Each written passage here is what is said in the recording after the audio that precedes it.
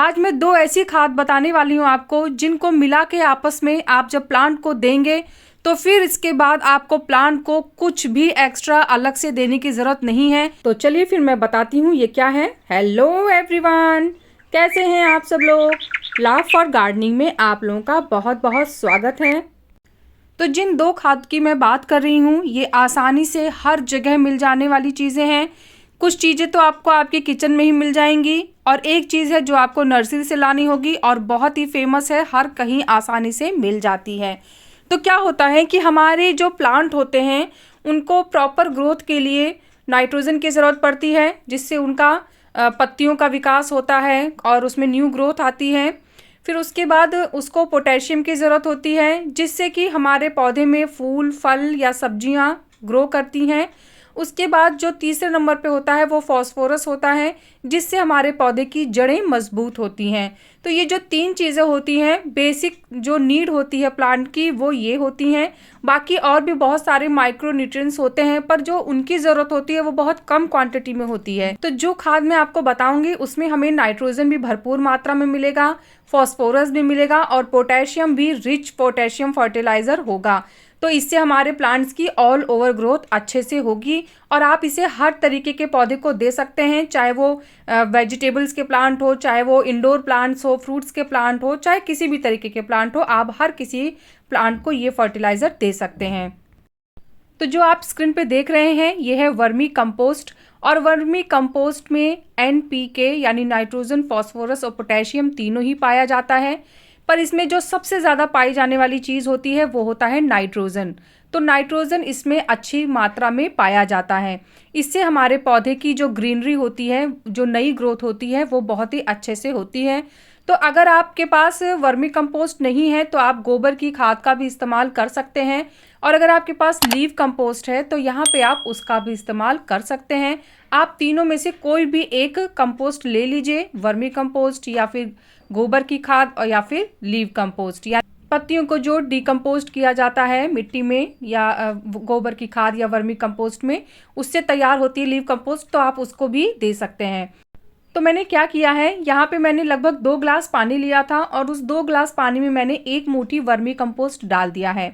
तो अगर आप ज़्यादा मात्रा में बनाना चाहते हैं तो उसी हिसाब से आप रेशियो को बढ़ा भी सकते हैं। इसके बाद मैंने यहाँ पे 2 छिलकों का इस्तेमाल किया है, तो जिसमें से पहला छिलका तो प्याज के छिलके हैं ये। तो जैसे आप जब प्याज नॉर्मली छिलते हैं उसके बाद जो उसके छिलके होते हैं हमें सिर्फ उसे ले लेना है।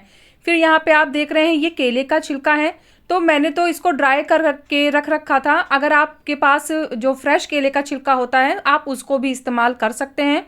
तो यहाँ पे भी मैंने लगभग 1 लीटर पानी लिया है और 1 लीटर पानी में मैंने 4 से 5 प्याज के छिलके हैं और 4 से 5 ही यहाँ पे मैंने जो केले के छिलके होते हैं उनको लिया है। तो अब मैं इसे पानी में भिगा दूंगी। तो मैंने वहाँ पे वर्मी कंपोस्ट को भिगाया था और अब मैं यहाँ पे प्याज के छिलकों को भी भिगा रही हूँ।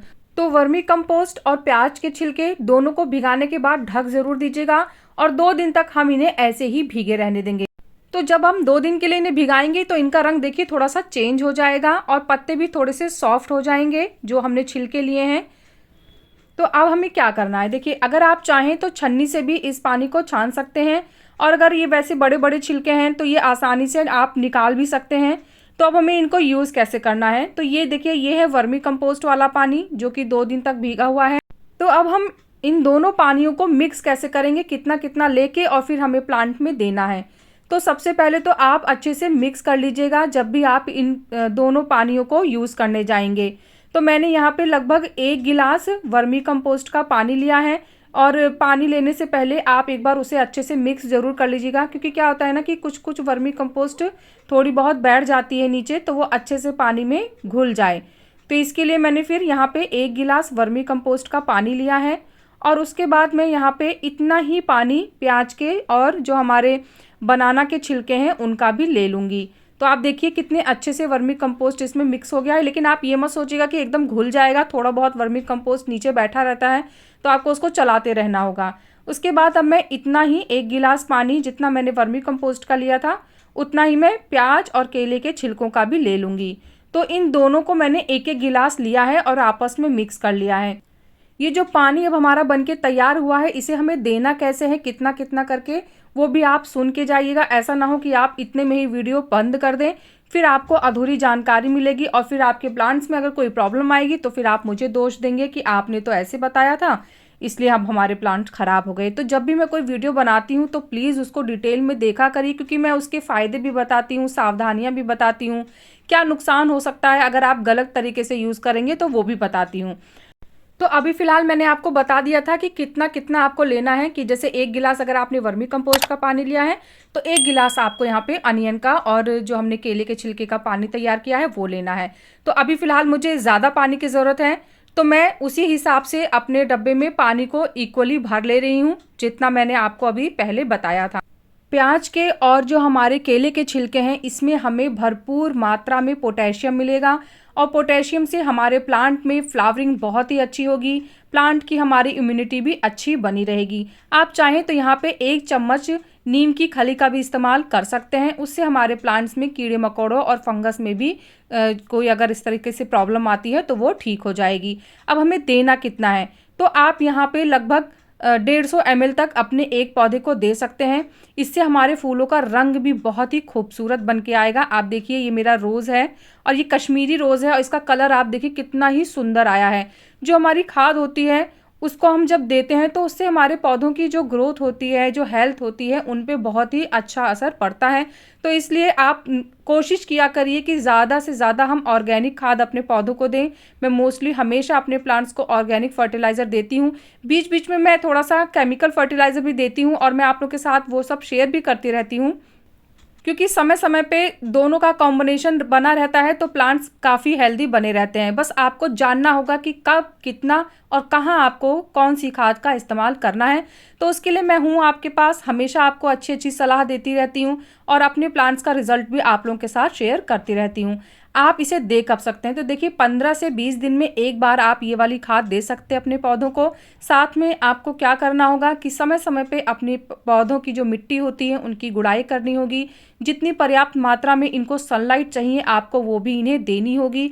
और सबसे ज़रूरी बात है कि 10 से 15 दिन में एक अच्छा इंसेक्टिसाइड स्प्रे करना होगा।